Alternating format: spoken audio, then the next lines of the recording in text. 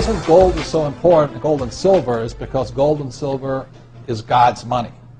It's money made by God. And then in 1971, the U.S. government, under President Nixon, took God's money and turned it into man-made money. Never in the history of the world, this is the thing, never in the history of the world has this ever happened. In 1971, the U.S. and Nixon convinced the entire world to replace gold and silver with paper money. This stuff. Cash is trash.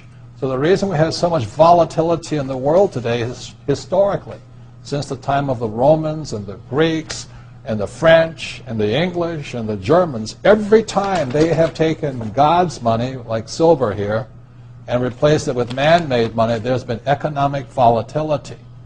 Now the problem is, so the dollar is going to keep dropping. So one of the reasons I can predict what's going to happen is I can predict the dollar will keep dropping simply because the U.S. government and now the euro, the European central banks, are printing so much of this trash. So you'll see gold going up in price, oil going up in price, real estate going up in price, because this is trash. So that's what happened in 1971, has happened throughout history.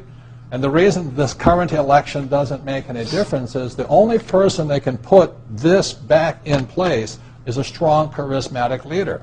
People like Julius Caesar, Napoleon. That's why they were such great leaders, was they actually replaced this with this.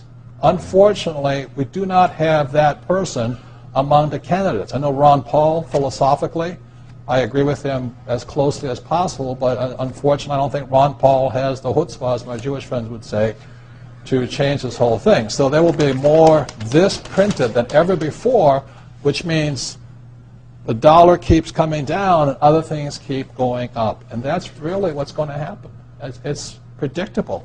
And eventually this will go to its true worth, zero. So all of you savers out there and people trying to save this trash, you're going to lose big time. With that, Mike Maloney.